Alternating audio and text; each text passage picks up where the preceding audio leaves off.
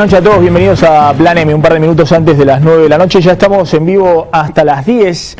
En un ratito nos vamos a meter con varios temas que están generando mucha polémica. Hoy es un día clave, día fundamental, con el tema de los buitres y la pelea por el default de Argentina. Se está votando en la Cámara de Diputados la ley de pago soberano. Y hay algunas sorpresas, después les vamos a contar, de algunos legisladores que se supone que están muy cerca de Sergio Massa, pero que están acompañando la ley: Martín Insaurralde, Facundo Moyano, y el gobierno planteando que esto es una solución al tema del default y los fondos buitre, una alternativa, mostrar voluntad de pago, y muy duros conceptos desde la oposición, desde Lilita Carrió o algunos legisladores del PRO, que plantean que esto es una ley de impunidad acá, que busca borrar un poco las responsabilidades penales sobre los canjes de deuda 2005 y sobre todo 2010, en el cual está involucrado el exministro y actual vicepresidente Amado Boudou, y también algunos que plantean, más allá de la cuestión penal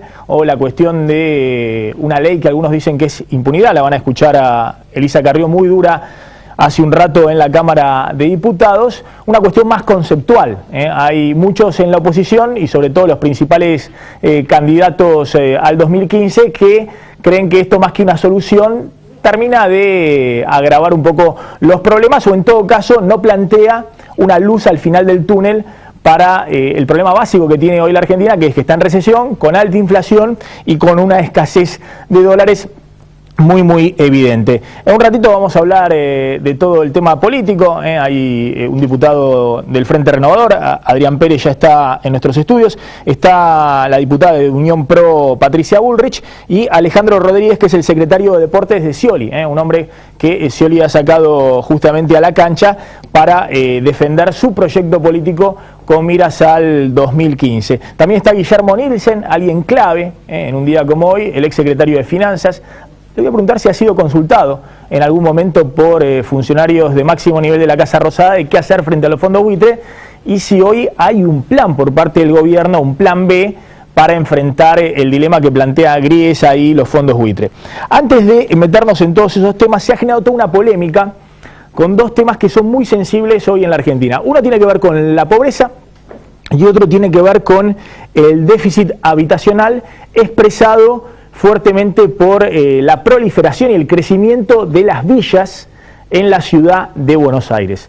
Respecto al primer debate, ahora van a ver, el ministro de Economía, Axel Kicillof, hoy muy polémico, salió a polemizar con el diario La Nación, que plantea algunos datos de pobreza y sobre todo en la niñez, que son fuertes. Más del 40% de los niños que viven en Capital y Gran Buenos Aires son pobres, según un estudio de la UCA. Y datos de pobreza que ponen al kirchnerismo a debatir sobre los resultados de la década ganada. Y el tema ahí fundamental es cuando se hace el balance respecto a qué ha pasado con los números de la pobreza y de la indigencia en los últimos años. Y el otro debate fuerte tiene que ver con el crecimiento de las villas. ¿Por qué semejante crecimiento de la villa? Ha salido muy polémico Víctor Hugo Morales, el excelente relator de fútbol y periodista, hoy muy cercano al oficialismo, que ha planteado que la gente está en cierto modo en la villa como una opción, como estar más cerca del lugar de trabajo en la ciudad de Buenos Aires, en vez de tener que desplazarse horas y horas desde el Gran Buenos Aires, y además la cuestión de que tiene cerca una oferta cultural de poder ir al cine y otras cosas. Es un argumento muy polémico que ha generado mucha bronca, sobre todo en sectores opositores al kirchnerismo. En un ratito lo vamos a discutir, pero es innegable que hay un déficit habitacional enorme en la ciudad de Buenos Aires y que ni el gobierno nacional, que es el principal responsable de los planes de vivienda en todo el país, así lo marca la Constitución Nacional y así lo marcan los programas que hay de vivienda en todo el país, los programas de viviendas sociales, que tienen muchísimo más presupuesto que cualquiera de las provincias argentinas, pero tampoco tampoco Macri, a nivel de la ciudad de Buenos Aires, ha dado una respuesta a ese déficit habitacional muy grande, y hoy hay 300.000 personas viviendo en 14 villas en la ciudad de Buenos Aires. Pero bueno, vamos por parte. A ver, el tema de la pobreza. Escuchen lo que dijo hoy el ministro de Economía, Axel Kicillof, siempre muy provocador, muy soberbio, y sobre todo planteando que es descabellado estar discutiendo si en Argentina hay un pobre más, un pobre menos, así lo dijo literalmente, porque se ha hecho tanto en los últimos años, dice Kicillof, que es obvio que la pobreza bajó. Yo me pregunto cómo puede ser que, viendo la asignación universal por hijo, cuando antes había 20% de desempleo y ahora nadie niega que el desempleo es muchísimo menor, todo el mundo lo sabe y ahora resulta que hay mucha más pobreza. Yo no sé, entonces hay más obra pública, hay más construcción, hay más hospitales, hay más escuelas, pero hay más pobreza. Es una situación para mí insostenible. Después podemos discutir, pero con el que me traiga algo serio, cómo la mide, quién dice este es pobre, ponerlos en fila y decir este es pobre y este no. Bueno, se puede discutir todo eso, la cuestión metodológica y los indicadores. Ahora me parece que el discurso de que hay más pobres que en 2001 no se lo creen ni ellos. Por eso yo digo, todos estamos de acuerdo que la pobreza bajó. Después cuánto, y depende cómo la medís y qué medís, y después medir la pobreza todos los días. Ayer hay un pobre más, un pobre menos, y la verdad que no es metodológicamente muy serio. A ver, vamos a plantear una cosa elemental. Que acá el que está en falta es el ministro de Economía, Axel Kicillof, porque hay países muy pobres en Latinoamérica, no sé, Ecuador, Bolivia, Paraguay, los países de América Central,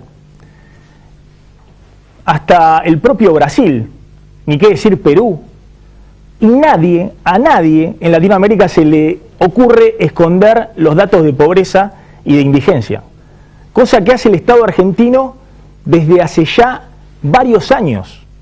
Entonces, el ministro, hablando de la pobreza como método deductivo, es decir, planteando de si hay más o menos pobres, o que él no está en contar si hay un pobre más o un pobre menos, porque él deduce de que se han hecho obra pública, de que se ha crecido mucho, de que los planes sociales han sido fenomenales, y él deduce que eso disminuye la pobreza. Primero está planteando algo elemental. ¿Por qué el Estado argentino esconde los datos de pobreza e indigencia? ¿Por qué destruyó una estadística social básica que ni los países más pobres, ni Trinidad y Tobago, o los países más pobres de África, esconden? Que son los datos de pobreza e indigencia. Primer dato, fundamental. Fíjense lo que eran los datos de pobreza e indigencia que publicaba el INDEC hasta diciembre del año pasado. Totalmente truchos, totalmente truchos.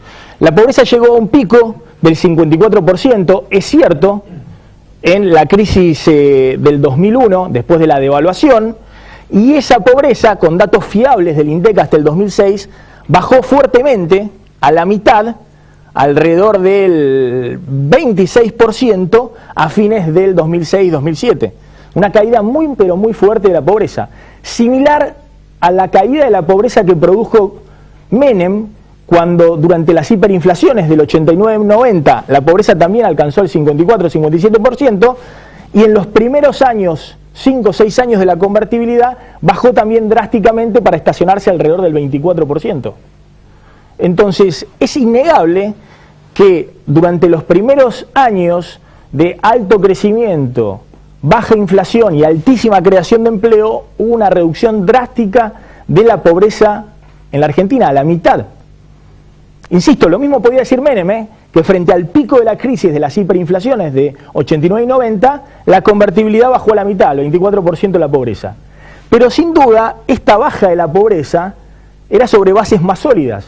Un crecimiento fuerte, sobre todo en los sectores industriales, con el empleo industrial, además baja inflación y mucha creación de empleo, no solo en servicios, sino en los sectores de la economía real, en la construcción, en la industria y demás.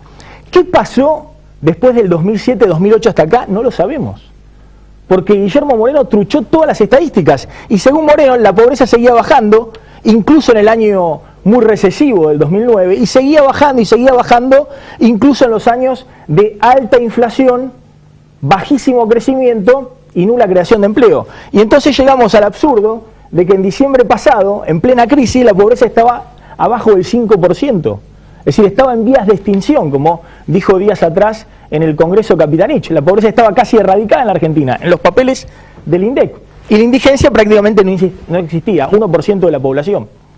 Estos datos bochornosos, realizados sobre los índices de precios oficiales que marcaban que todo estaba muy baratito en la Argentina, y ingresos de los trabajadores que también estaban truchados. Yo les conté que el INDEC sigue mostrando que los trabajadores en negro en el último año aumentaron sus salarios un 40%, algo absurdo, que es una mentira total, 46% aumentaron en el último año, según el INDEC, sus salarios los trabajadores en negro.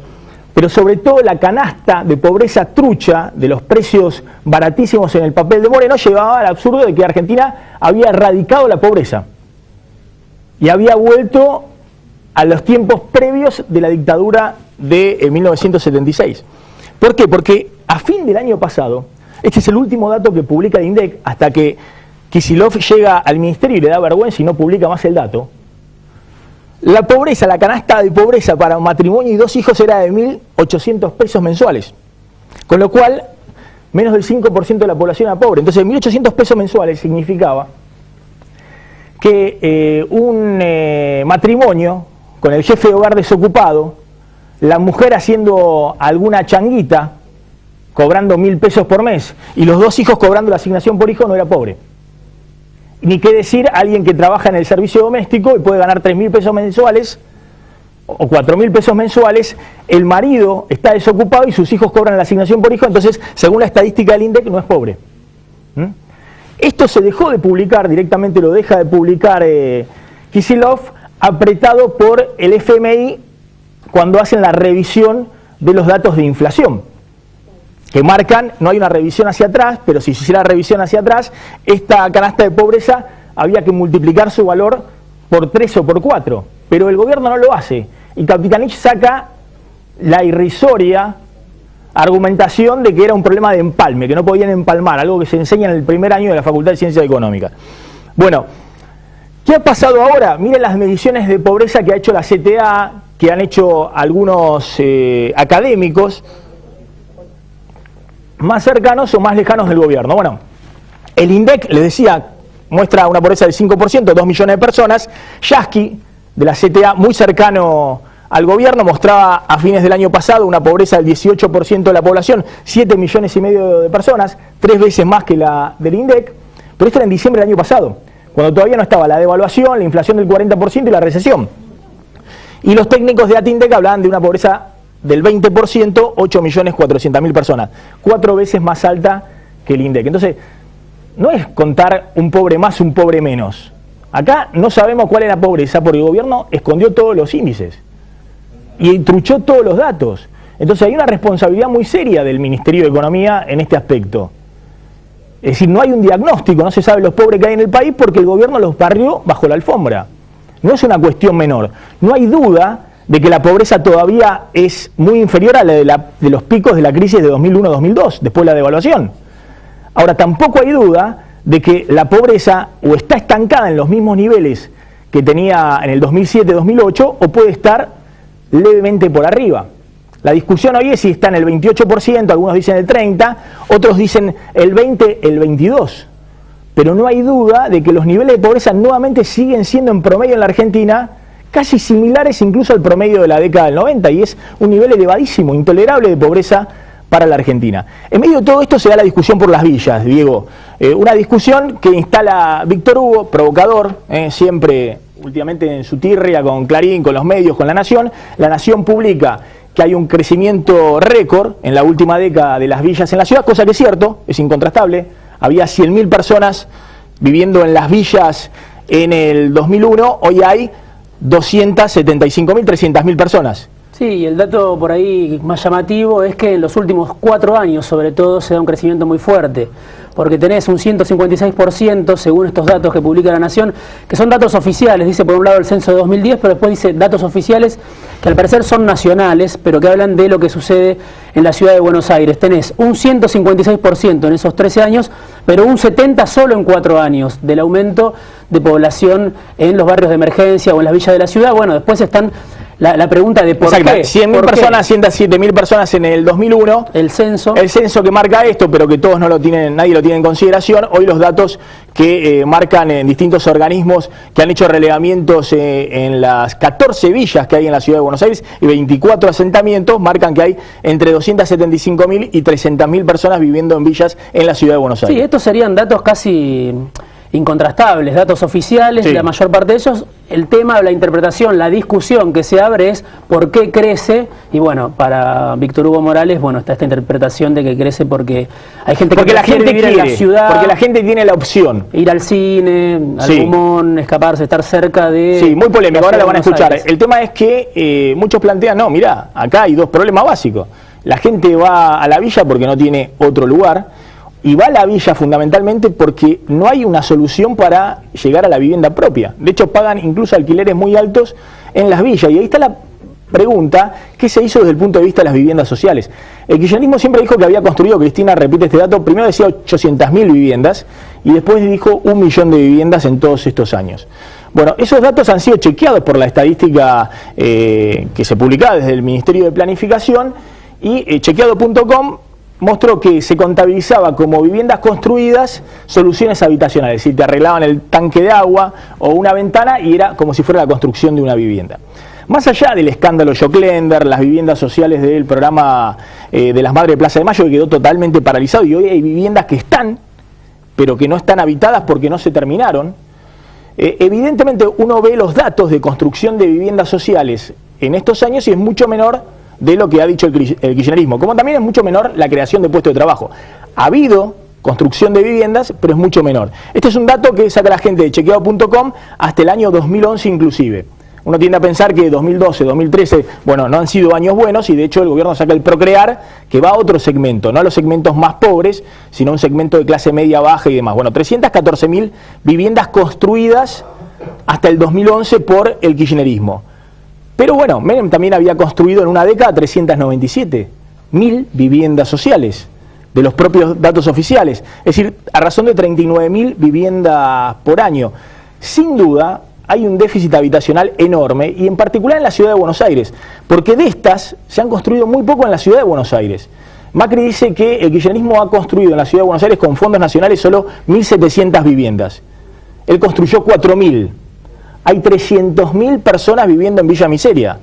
Se ha construido nada en términos de lo que es el requerimiento habitacional en la ciudad de Buenos Aires. Sí, es una discusión fundamental, importante, y que hay distintos puntos de vista, me parece, sobre ese tema. Por supuesto, Macri responsabiliza al gobierno nacional. Lo vemos seguido con asentamientos o con tomas de tierras, ¿no? Cada tanto estalla y se hace visible para los medios de comunicación la situación de emergencia en distintos barrios, porque de repente hay un grupo de vecinos que ocupan un asentamiento, un barrio que estaba deshabitado, y estalla ese tema. Pero es un tema que evidentemente no tiene solución y que además merece mucha discusión, porque algunos dicen ya no alcanza solo con construir viviendas, además hace falta un reordenamiento territorial, plantean algunos, distintas leyes, hay una discusión, hay gente que viene trabajando el tema, es un tema difícil, pero bueno, lo que sí me parece que no, y aparte te desapareció el mercado privado. Bueno, porque en Argentina desapareció el crédito hipotecario y solo existe el plan Procrear, que ha funcionado muy bien, pero en el resto del país,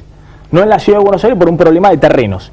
El gobierno nacional, la ciudad, no se han puesto de acuerdo para qué construir desde el punto de vista del Procrear. Ahora, igualmente el Procrear son 155.000 créditos que vinieron a suplir lo que daba en otra época el mercado de crédito hipotecario privado, bajísimo, que ha desaparecido por todo lo que sabemos, por la inflación, por las tasas de interés voladoras y por el cepo al dólar. Después el dato de las viviendas deshabitadas también, que es parte de la discusión, la cantidad de viviendas deshabitadas, la especulación inmobiliaria, son todas discusiones que habría que dar en algún momento en la Argentina y convocando a los distintos sectores, ¿no? Al mercado inmobiliario, a muchas organizaciones sociales que están trabajando estos temas hace tiempo y al Estado, por supuesto. Bueno, y la discusión, no el contraste. Ayer Cristina, mientras se discutía el tema de las villas y las viviendas y los pobres, presentando el proyecto faraónico, que nadie tiene en claro todavía cómo se va a financiar los 2.500 millones de pesos, que va a ser Riva, una empresa de construcciones que ha hecho obras para el gobierno de Macri, que ha hecho obras para distintos gobiernos del kirchnerismo,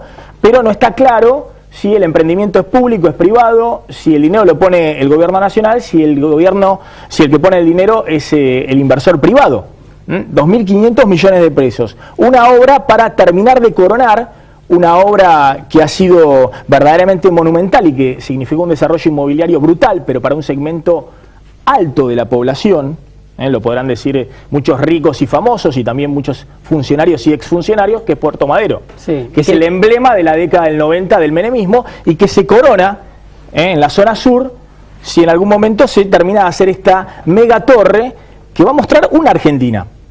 Pero esta Argentina no es esta otra Argentina, que obviamente la torre se va a poder ver, por ejemplo, de la Villa 31, que soy una de las más populosas, pero marcan un contraste brutal. Sí, es la Argentina de los contrastes, que sigue vigente después de estos 10 años y que me parece que es una postal muy muy fuerte. Hay que ver si, bueno, Cristina ayer dijo, vamos a terminar Puerto Madero, de alguna manera, ella queriendo inscribir su propia obra, queriendo inscribir esta obra que se va a hacer en lo que es Puerto Madero. Ahora Puerto Madero va a estar completa, va a estar terminada con el aporte que va a hacer el gobierno nacional y espero, dijo, que lo continúe el gobierno que sea una política de Estado. Ahora, yo sabes que te digo una cosa, en el único lugar donde el mercado actúa furiosamente bien, digo, porque la verdad que los inmuebles que se han hecho y los precios que significan esos departamentos de Puerto Madero, de esos precios podrán hablar bien Amado Vudú, la propia presidenta que tiene varios departamentos ahí, otros funcionarios, es en Puerto Madero.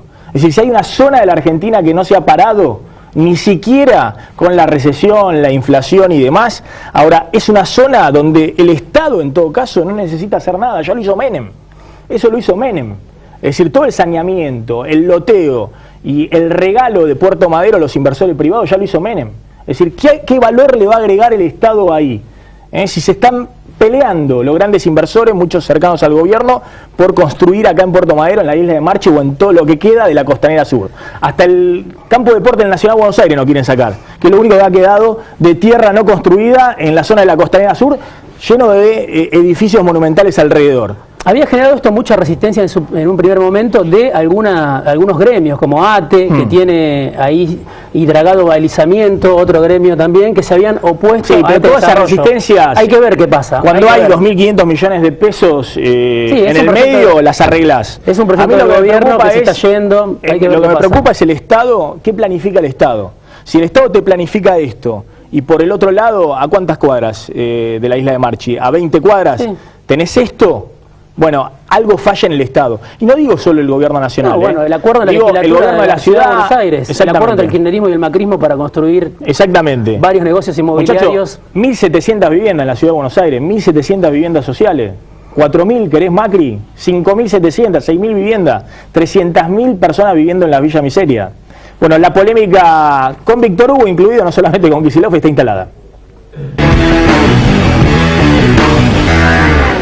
El debate por la pobreza en Argentina volvió a instalarse en la agenda de la política. Las cifras que publicó el diario La Nación generaron una réplica inmediata del kirchnerismo. De acuerdo a datos oficiales de la ciudad de Buenos Aires, la población en villas porteñas creció 156% en los últimos 13 años. Pasó de 107.000 en 2001 a 275.000 en 2013. Pero el número más preocupante es el de los últimos 4 años, cuando la cantidad de habitantes en barrios de emergencia se elevó en un 70%. El relator uruguayo Víctor Hugo Morales aseguró que las estadísticas que difundió La Nación son parte de una campaña opositora y sostuvo que vivir en una villa es mejor que vivir en el conurbano.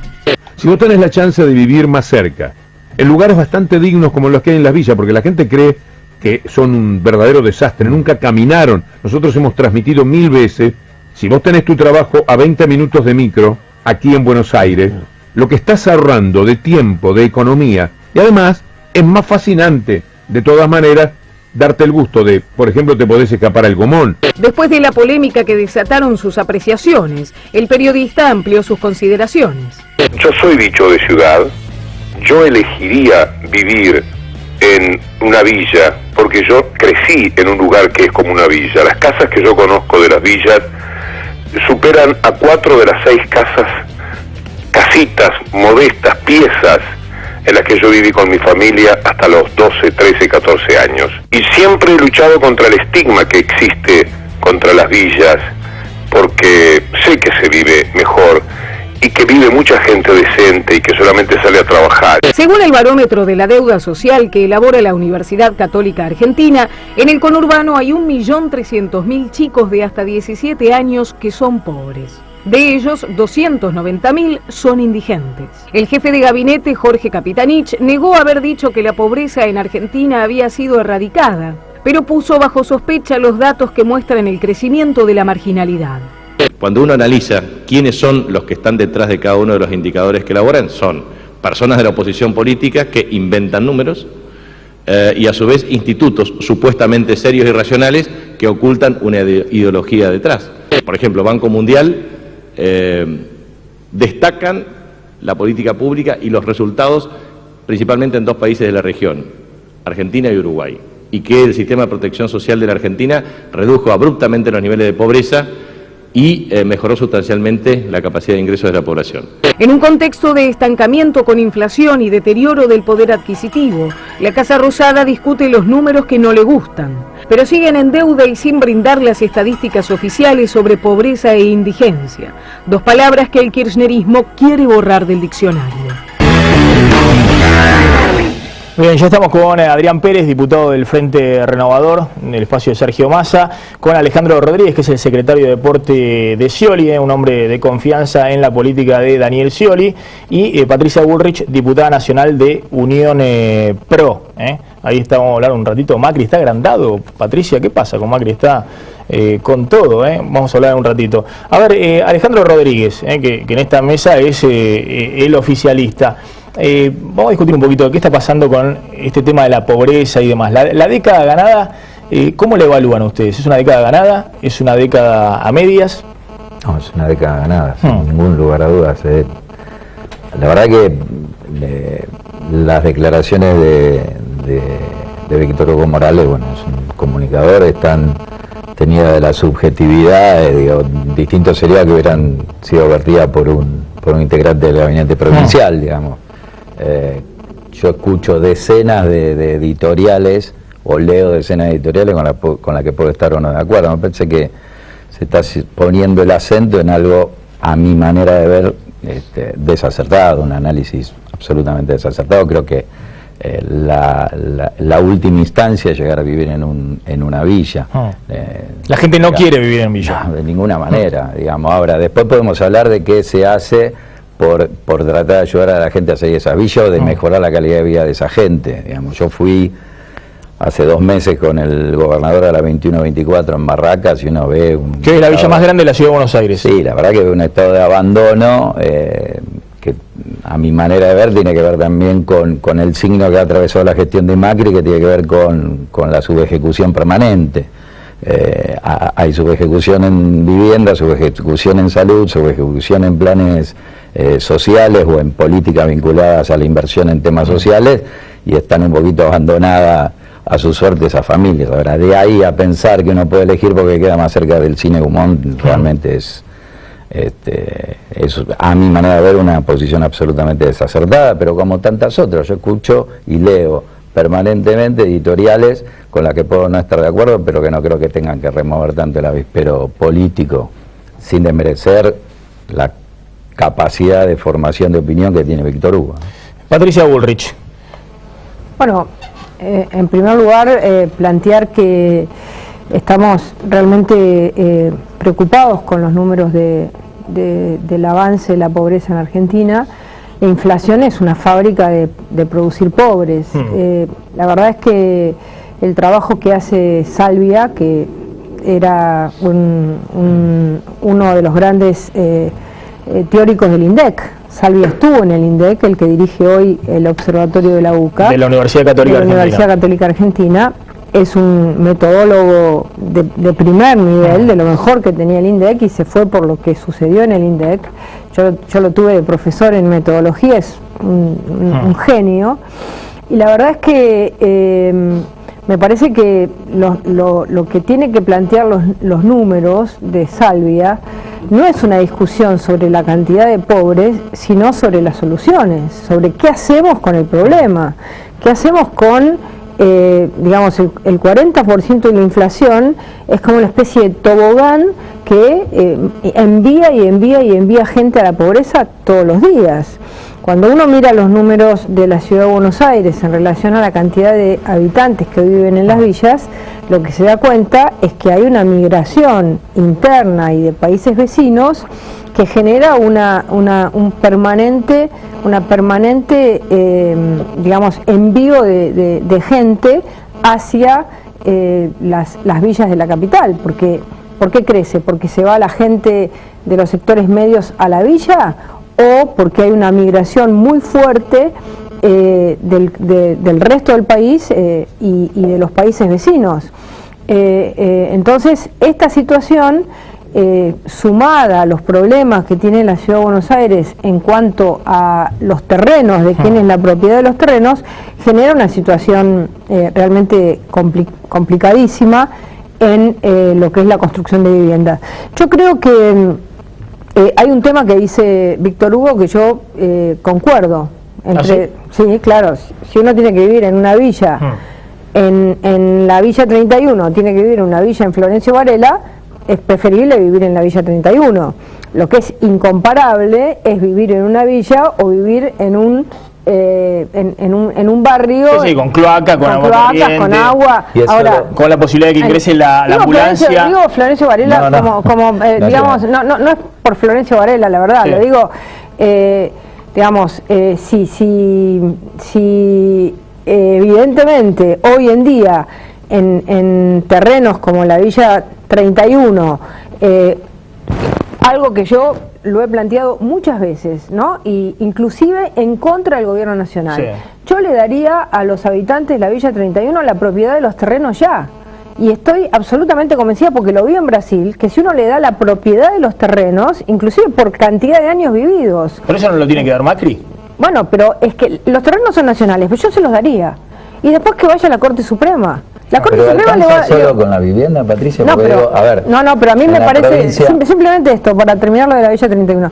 Yo creo que la gente, teniendo el título y teniendo la propiedad, que se está viendo mucho en los complejos del sur de la ciudad, teniendo el título, teniendo la propiedad, las mejoras y por supuesto la ciudad abriendo, la ciudad o la provincia, quien sea, abriendo las calles y generando la trama urbana, ¿no es cierto? ¿Qué calles seguirían? Fíjate, Esmeralda, ¿no es cierto?, Suipacha, llegarían hasta el río. Si uno le da la propiedad, yo iría a la Corte Suprema a discutirlo. El gobierno nacional dice son nuestras. No, no son de ellas, son de los propietarios que viven ahí hace 30, 40, 50 años. Alejandro Rodríguez. Entiendo que, digamos, eso es tomar el tema de la pobreza o indigencia solamente desde el lado de la vivienda, ¿no? Y puedo coincidir con vos. No, eso, estaba hablando solo de eso, es decir, por supuesto que hacen falta muchas más cosas. Pero en la provincia, por ejemplo, se ha llevado de 40 a 80 parques industriales, es decir, se ha descentralizado la posibilidad de la fuente de trabajo hacia el interior de la provincia, lo cual evitaría la migración de la que vos estás hablando. Pero si en la ciudad hay 300.000 personas viviendo en villas, en la provincia debe haber 2 millones. Pero justamente, digo, de 40 a 80 en 7 años de gestión es que estás descentralizando la actividad. ¿Cuántos viven en villas en la provincia? Deben vivir varios millones, 2 millones por lo menos. Estamos comparando una población de 3 millones con una de 16. Bueno, pero por eso digo, si uno hoy dice que en la Ciudad de Buenos Aires hay 350.000 habitantes, 300.000 personas viviendo en villas, en la provincia debe estar en 2 millones, porque este crecimiento tiene que ver con el aumento de la pobreza y con las migraciones internas. Por eso creo que hay que darle a la gente posibilidades en los lugares donde viven, que no sufran el desarraigo de tener que ir a... bueno, eso sería ideal. En un ratito vamos a hablar con Guillermo Nielsen. Hoy un día clave para el tema buitres, Griesa y demás. Se está votando en el Congreso, estamos siguiendo palmo a palmo la votación de la ley de pago soberano. Adrián Pérez, bueno, el gobierno le estalla nuevamente el tema de la discusión sobre la pobreza, ¿no? En realidad la discusión sobre la economía real, qué está pasando en la economía. Sí. ¿Ustedes reconocen que la pobreza respecto al 2001 bajó? Sí, claramente, respecto al 2001, la situación del país respecto al 2001 es mejor. Eso es así, pero el 2001 es una situación de crisis profunda, crisis económica, crisis social. O sea, si tomás esa referencia, claramente hoy el país está mejor y eso no hay ninguna discusión. Yo lo que creo es, primera cuestión para decir es, cualquier país serio tiene estadísticas serias.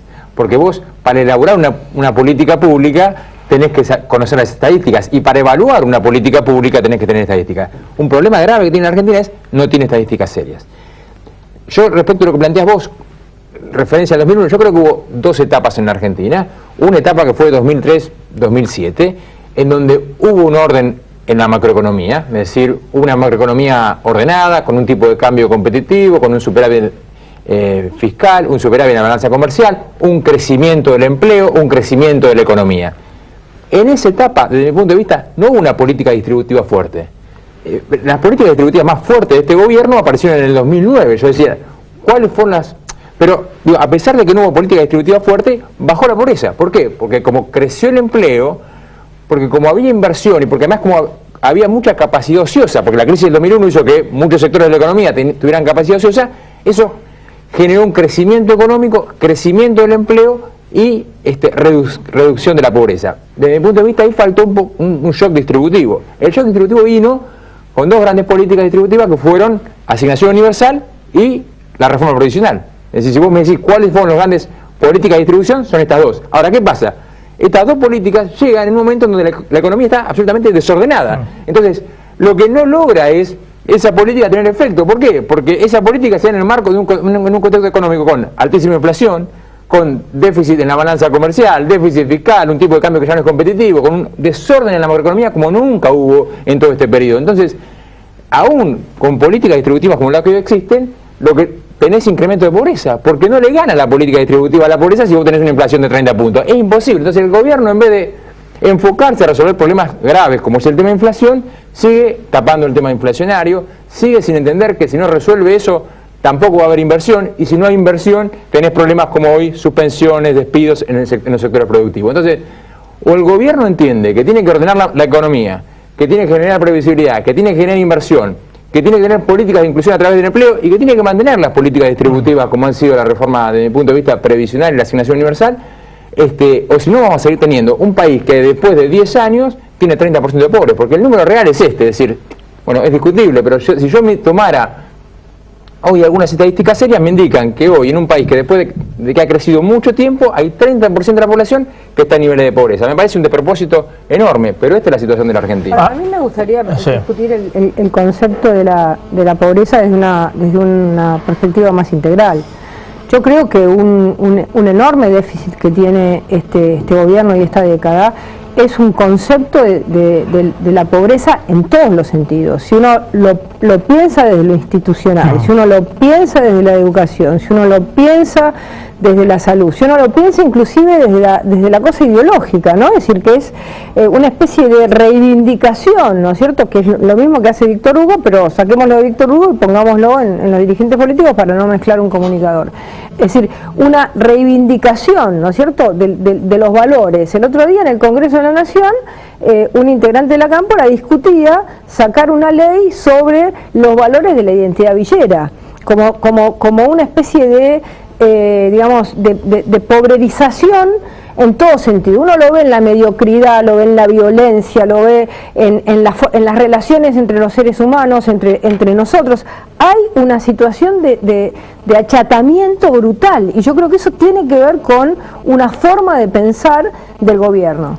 Alejandro Rodríguez, ustedes desde el espacio de Scioli reconocen esto que decía Adrián Pérez, que si vos no resolvés un poquito la macroeconomía, la inflación, volver a crecer, no hay política distributiva que te baje la pobreza? El gobernador Scioli en la provincia ha producido un desendeudamiento histórico, una descentralización de los recursos, que es el 570% de aumento de aporte del Estado provincial a los municipios. Digo, cuando en general siempre desde el gobierno provincial se buscaba la centralidad de la caja, el gobernador de la provincia ha hecho una apertura absoluta. No estoy de acuerdo con lo que plantea Patricia respecto de, digo, este gobierno, este proyecto, el provincial y el nacional, son los que han construido más escuelas, son los que han universalizado el colegio secundario. En la provincia de Buenos Aires se acaba de promulgar una ley provincial para la obligatoriedad de la sala de 4 años. Pensé que la inversión, y sobre todo desde la ley de educación que se hizo en época de Néstor Kirchner, ha tenido un incremento importantísimo. El único distrito que hoy tiene sala de 4 completos es la ciudad de Buenos Aires. Tengo que ir un minuto de tanda. Tengo que ir un minuto de tanda. Ustedes tienen una ley, no tienen sala de 4, que es distinto. Una cosa es tener una... pero una cosa es tener una ley, otra cosa es tener a todos los chicos de 4 años en la escuela. Bueno, pues tenemos que empezar por la obligatoriedad del colegio. Está bien. Un segundo, una tanda de un minuto y volvemos, y ya también vamos a hablar con Guillermo Nielsen en día clave para el tema buitres, cómo sigue la economía, qué pasa con el dólar y qué pasa con la recesión y la inflación. Ya volvemos.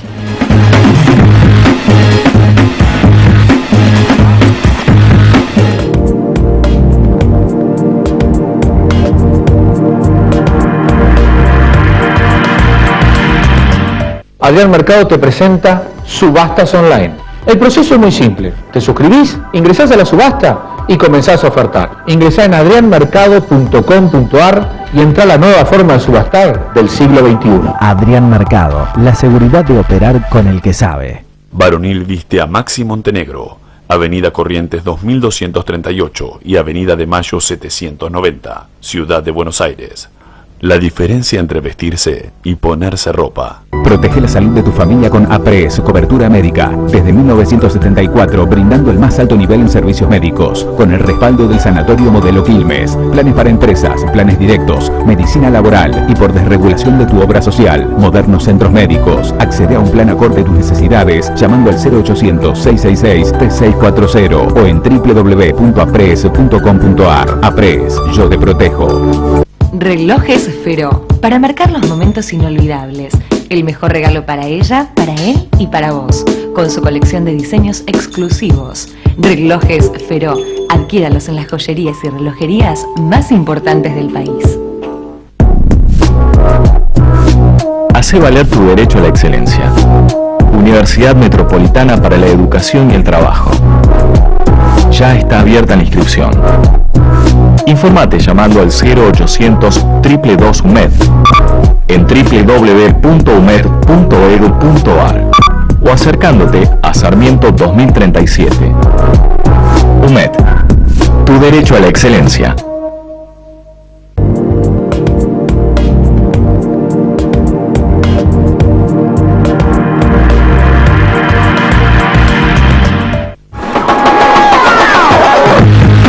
Seguimos en Plan M. A ver, ya vamos a hablar con Guillermo Nielsen. Sorpresas en el Congreso, en diputados, con la ley de pago soberano. Lo va a contar Diego Genú. Ahora, para cerrar, Adrián, el tema entonces de la pobreza. ¿El gobierno puede hacer algo en este año, hasta las elecciones de agosto, hasta diciembre? ¿O lo máximo que ustedes dicen es que el gobierno no empeore las cosas? No, bueno, ojalá que el gobierno no empeore las cosas y que empiece a resolver algunos temas. Yo creo que el gobierno está obviando temas centrales, ¿no? El tema de la inflación es un tema central, y si el gobierno no entiende que con este nivel de inflación va a seguir empujando gente a la pobreza, vamos a estar en el horno, vamos a estar cada vez peor, porque aún en un contexto en donde tengamos actualización de jubilaciones o se mejore la asignación universal, nada alcanza la inflación, el ingreso real es menor. Entonces yo creo que esa cuestión es una cuestión central y tiene un impacto también sobre la economía, ¿no? Hace una economía muy poco competitiva, no hay inversiones, tiene que empezar a resolver estas cuestiones para revertir una tendencia que hay hoy, que es que la economía va para abajo, que el empleo va para abajo y que esto es lo preocupante, porque va a seguir incrementando la pobreza. Respecto del tema, a mí me preocupa, hay un dato también, cuando hablábamos, la ciudad de Buenos Aires no creció. O sea, la población de la ciudad de Buenos Aires es de 3 millones de habitantes. Lo único que creció en la ciudad de Buenos Aires... La gente viviendo en la villa. Es la villa. Entonces, ahí... Hace 30 años que no crece la ciudad de Buenos Aires. Hace 40 años. En 1960 que no crece la ciudad de Buenos Aires. Hace 40 años no creció exponencialmente la recaudación. Pero lo único que crece, entonces, digamos, tenemos que tener alguna mirada de política pública para afrontar esto, que es un problema importante. A mí me parece que el tema de vivienda es un tema que la Argentina todavía no está resolviendo, ni la Argentina ni los gobiernos locales, digo, porque no es que no haya más vivienda en la Ciudad de Buenos Aires, hay más vivienda en la Ciudad de Buenos Aires. El tema es que los mismos sectores tienen problema habitacional, y no estoy hablando nada más que los sectores pobres, que eso tiene un déficit habitacional enorme. La clase media también la tiene, es decir, ¿hay más vivienda? Sí. ¿Eso soluciona el problema habitacional de la clase media y la clase pobre? No. Entonces, hay sectores que han decidido invertir en vivienda como forma de guardar los dólares. Pero nosotros tenemos un problema enorme, que la clase media no logra acceder al crédito y que la clase pobre vive en lugares marginales. No tiene viviendas sociales. Y esto lo tenemos hace muchos años y hay que resolverlo. de la ciudad de Buenos Aires. y no crece la población, no hay un problema de gestión. No, pero esto no es un problema de construcción pública. No hay una mirada para resolver un tema que es grave, que es el tema habitacional. Este es un problema distinto. Este no es un problema de cuánto se invierte desde el Estado. Hoy, para alcanzar una vivienda, una pareja que recién se casa necesita 40 años de su vida para llegar a pagarla con un sueldo actual. Hace 20 años en Argentina necesitabas 20 años para comprar la misma vivienda. Entonces hay un problema de crédito, hay un problema de acceso al mercado, hay un problema de bajos salarios, porque si ves la media salarial... Si no es a través de la familia, decime cuántos chicos jóvenes hoy compran. Y si no es a través del Procrear, hoy no se puede acceder, la clase media no puede acceder a la vivienda. Y el Procrear no está en la Ciudad de Buenos Aires. Está muy bien en el resto del país, pero no está en la Ciudad de Buenos Aires. ¿Por qué? Porque es un sistema de casas... Que necesitas el terreno. Que necesitas el terreno, y en la Ciudad de Buenos Aires vos tenés que ir a propiedad horizontal, no tenés terrenos para casas. Gracias a los tres por haber estado esta noche en Plan M. Diego, ¿qué pasó en el Congreso? ¿Todavía no se votó? Todavía no se votó, pero bueno, el kirchnerismo logró el quórum con facilidad. Se vota. 6 de la mañana, se va Patricia Bullrich con la almohada. Tienen que volver los diputados, a la Cámara de Diputados. Tienen que volver. Adrián Pérez también. No, la novedad fue que el kirchnerismo logró con facilidad, 138 diputados se sentaron para dar quórum. Por ahí lo sorprendente fue la presencia de Martín Insaurralde, que se suponía que ya estaba dentro de la fila del Frente Renovador, alineado con Sergio Massa. Bueno, bajó Martín Insaurralde, incluso había adelantado que iba, no solo que iba a dar quórum, sino que iba a votar a favor de esta ley del gobierno. No voy a ir en contra de Cristina, dijo eso Insaurralde. Dicen que le dijo Martín Insaurralde a algún del Congreso. Pero y la otra novedad, Facundo Moyano, que también se presentó y dio quórum. No se sabe si va a votar a favor o no, pero se sentó a dar quórum y el kirchnerismo no lo contaba. Después hay también un diputado radical, Eduardo Santín, ligado a Leopoldo Morota, que también le dio quórum. Pero bueno, llegó con mucha facilidad. Hay que ver estos dos diputados si votan finalmente con el kirchnerismo o no. Por ahora le dieron quórum. Guillermo Nielsen, gracias por venir. Día clave con el tema de los buitres, por esta ley de pago soberano. ¿Esto mejora, agrava las cosas? ¿Cómo sigue la economía? Bueno, para usar el lenguaje de la última observación, yo diría que esta ley va en contra de Cristina. Lo que pasa es que todavía no se dieron cuenta. ¿Por qué? No, porque es una ley que agrava el problema de los buitres, donde se están tomando riesgos absolutamente innecesarios y donde se dan las condiciones para crear buitres de segunda generación. La ley es muy mala, por donde la mires, absolutamente por donde la mires. No está claro quién va a cobrar, porque cuando se dice nación fideicomisos, eso es absolutamente irrelevante en una colocación de deuda tan importante como es la deuda argentina en la jurisdicción New York. Entonces, desde ese punto de vista, no hay ninguna duda. No soluciona el problema, lo agrava. Agrava el problema de la posibilidad de embargos. ¿Por qué?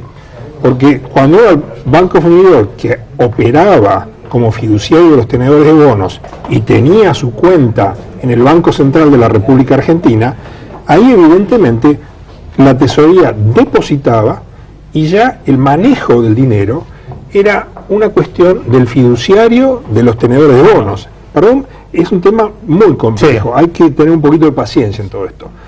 Ahora, cuando es nación fideicomiso, es el Estado Nacional. Y esto son dos errores.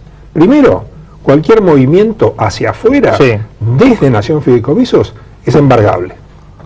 Pasa a ser embargable. Algo que no era embargable, pasa a ser embargable. Ahora usted dice se hizo mal técnicamente. Esta ley se hizo mal técnicamente. Ahora, ¿cómo sigue la economía a partir de esto? Para la gente que quiere saber, bueno, ¿qué me va a pasar con la inflación? ¿Qué va a pasar con el empleo? ¿Y qué va a pasar con el dólar? ¿No? Porque es un poco la variable que se mira para refugiar o no los ahorros. Bueno, ahí es donde yo digo, esta ley está en contra de Cristina, porque es una ley que introduce una fuerte tendencia hacia la baja de todas las variables relevantes. O sea, a la baja quiero decir, más inflación, primero que todo, menos dólares, problemas de importación, problemas de oferta, problemas de desempleo, sea desempleo abierto o en suspensiones. Yo creo que esto en realidad lo que está haciendo es complicar todavía más una situación macroeconómica que ya venía complicada. ¿El gobierno puede encontrar ventanillas alternativas para conseguir dólares y destrabar, por ejemplo, un poco las importaciones de auto? ¿O el gobierno está haciendo una devaluación encubierta con el tema de decirle a las empresas, yo no le vendo más dólares a 8.40, que es el dólar oficial, vayan y búsquense el dólar en lo que se llama contado con liquidación, a 13.40, 13.50 hoy, y las empresas dicen, bueno, vamos a buscar esos dólares a 13 pesos, arriba de 13 pesos, ahora después viene y lo trasladan a los precios. Absolutamente. ¿Hay una especie de devaluación encubierta en marcha? Hay una especie de devaluación encubierta, y hay sobre todo una falta del rol del Estado. El Estado dejó de cumplir su rol como orientador de la economía. Es un Estado que en el mejor de los casos ataja penales y en la mayoría de los casos le hacen goles, en lenguaje futbolístico. Ahora, ¿cómo se corta la tendencia esta a la dolarización? Que se ve muy claro en lo que se llama el dólar ahorro, ¿no? Uno ve las estadísticas de cómo ha ido evolucionando el dólar ahorro. La FIP ahora está dando los datos para el día anterior. Ahí tenés una placa donde se ve que en los primeros 7 días hábiles de septiembre ya el Banco Central vendió 205 millones de dólares, exactamente, que es más que en todos los meses anteriores, salvo agosto. Es una tendencia donde aparece como récord la venta de dólares autorizados por la FIP. Sí. Me temo que en esto no hay soluciones parciales. No hay soluciones parciales. Y no veo al gobierno con la capacidad de llevar adelante una salida de este embretamiento en el que se ha metido solo. O sea, pero acá no hay soluciones parciales. Todo lo que se haga como cosa parcial no sirve. Hay una profunda crisis de confianza. Y eso es la base de todo. Claro, este será el dato, ¿no? 205 millones de dólares. Teníamos un gráfico también, no sé si está solo el cuadro, pero 205 millones de dólares en 7 días. Bueno, lo mismo que se vendió en todo julio, que ya había sido más récord, salvo agosto, que también se alcanzaron 260 millones, pero este mes va a ser más. Ahora, bueno, ¿cuál es la señal que tiene que dar el gobierno? Digamos que todavía no puede resolver el tema de los buitres. Usted dice con esto lo complica. No, ¿hay alguna otra señal que puede dar? No, indudablemente el gobierno podría dar señales si lanzase una contención del gasto público, que es lo que está haciendo desbordar la inflación.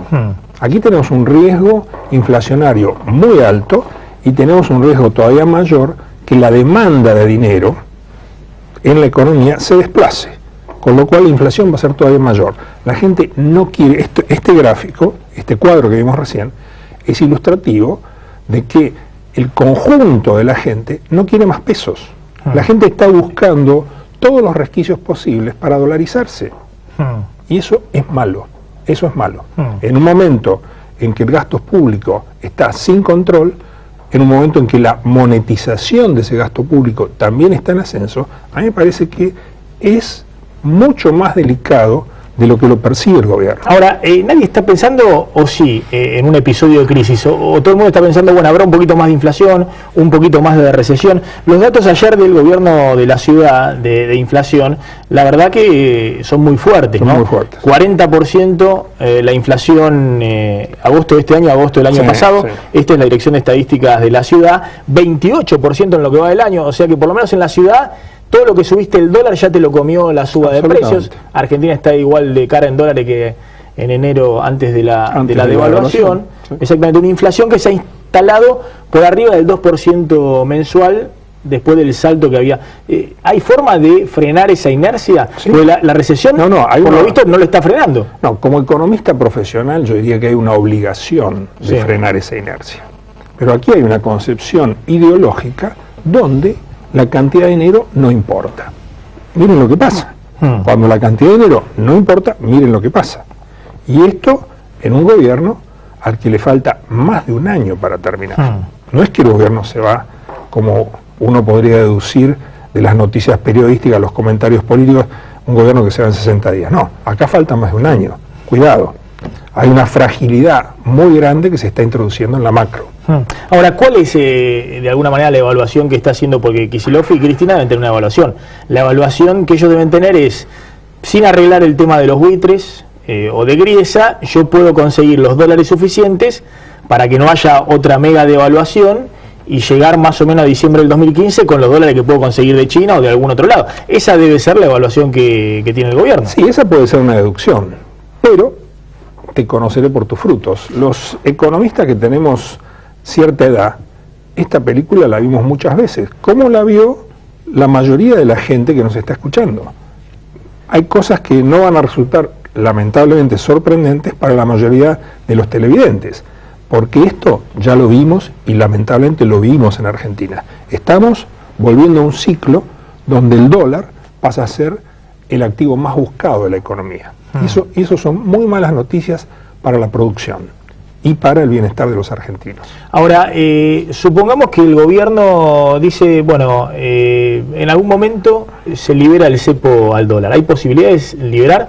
Y dice, bueno, los que quieren traer dólares de afuera, que los vendan a 14, como es el dólar paralelo, yo sigo manteniendo un dólar más barato para el resto de la economía, digamos, para los que tienen que importar, bueno, un dólar que me marque precios, pues no puedo pegar un salto del dólar porque van los precios atrás. Ese es el problema básico de que suba el dólar. Bueno, en la historia del dirigismo siempre hay una etapa, en general es breve, de dos tipos de cambio, donde se habla de un dólar financiero y un dólar comercial. Lo que automáticamente pone en marcha la puja para obtener los dólares financieros, que son los más elevados. Claro. Si el gobierno tiene el mismo enfoque que ha tenido para otras cosas, es probable que vayamos a una situación de desdoblar el tipo de cambio. Lo que se llama desdoblamiento cambiario, que son paliativos. Todo dependerá de los dólares que tenga, si consigue dólares en China o en algún otro lado. Sí, pero los dólares de China ahora, hay que verlo bien. Conociéndola, Cristina, usted trabajó bastante en la época de Labaña, era el secretario de Finanzas. También no puede ser que esté jugando un poco políticamente fuerte ahora, patria buitre, quedar para los libres de historia con Naciones Unidas, todas cosas que no son, desde el punto de vista del corto plazo, relevantes para la Argentina. Sí, desde el punto de vista de construir consensos internacionales, masa crítica política, y que en algún momento cuando diga, bueno, la economía se me embarulló mucho, vaya y arregle el tema de Griesa y eso le abra una puerta financiera. No va a ser tan fácil, pero entendamos ante todo una cosa. ¿Qué son los consensos internacionales a qué hace referencia? No hay nadie de cantidad de opinadores que han hablado en algún sentido en favor de Argentina, críticos del fallo de Griesa, que los hay y muchos, y hay cosas para criticar la Griesa, nadie le sugiere a la Argentina entrar en desacato. Esta es una cosa que pasa desapercibida en la discusión cotidiana. No hay un solo sector favorable, un sector de opinión favorable a la Argentina que le diga a la Argentina entre en desacato. No, todas las discusiones son hacia adelante, que vamos a poner cláusulas de acción colectiva y no mucho más. Y nosotros, en la deuda nueva, ya tenemos cláusulas de acción colectiva. Ya tenemos cláusulas antibuitres en la deuda nueva. Es decir, todos los países ya tienen cláusulas antibuitres. Sí, esto ya está superado. O sea, hay mucho más ruido que cuestiones concretas. Acá la Argentina está sola y tiene que tomar una decisión. La ley que se está aprobando indica que se toma la decisión equivocada. Leo la última, Diego Llenó, la pregunta de la calle. Sí, mañana Scioli presenta a sus economistas en Mendoza. No la pregunta de la calle. Presenta a Bain y presenta a Blecher. A Blecher y a Bain.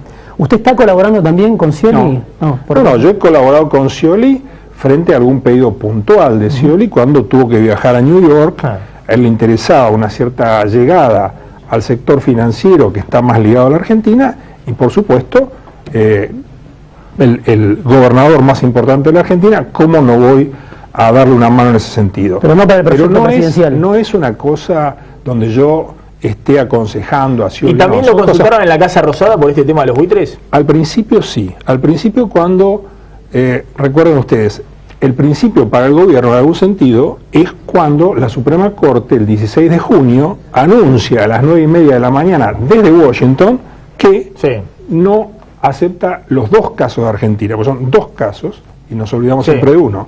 Los dos casos deciden que no los aceptan. A partir de allí, en los primeros días, hubo una búsqueda en el gobierno de alternativas. ¿No había plan B en el gobierno?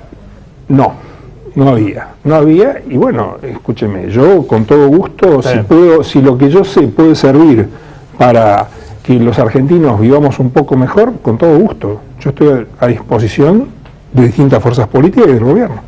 Nielsen, gracias por haber estado esta noche en Plan M. Vamos volando a una tandita y cuando volvamos un dato político clave, te lo cuenta Diego Llenó. Ya volvemos. Gracias.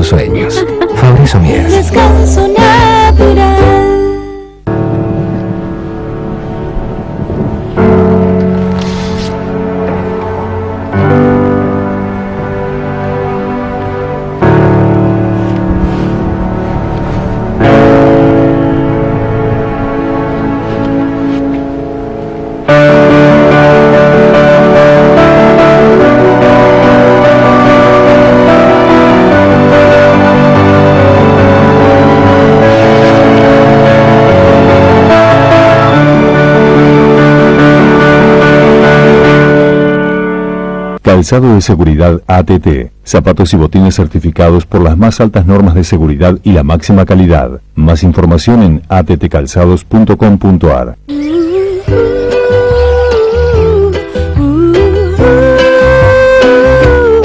Despertá cada mañana como si hubieras dormido en la tranquilidad del campo. Fabricio Mier. Descanso natural.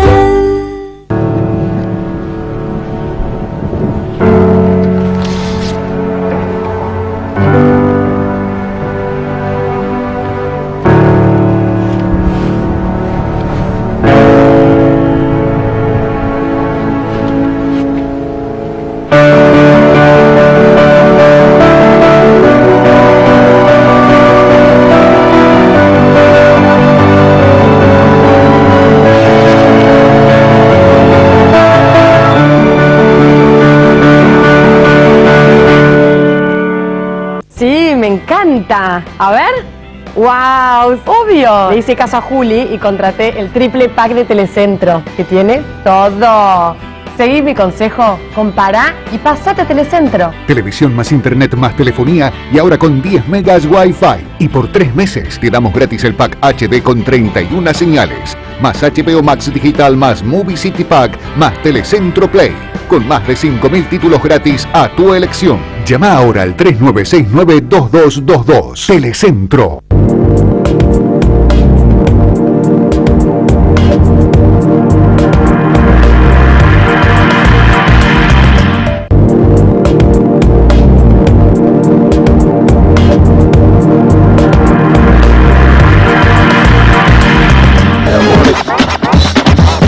Estamos despidiendo, ya llega Eduardo Serenelini y Clara Mariño al aire de Canal 26. Diego, un dato político. Sí, una nueva luz de alerta para aún en esta frase que dejó hoy Julio Cobos. Dice, desde abril le estamos haciendo campaña gratis a Macri. Y dice, estamos llenando un balde que está lleno de agujeros.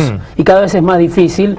Es un mensaje fuerte, se supone que esto lo van a resolver dentro de UNEM, pero es una señal fuerte a los que alientan la alianza con Macri, ¿no? Muy preocupados Cobos y Wiener porque Macri va por todo con los radicales, sí, para quedarse con los radicales en la alianza para el 2015.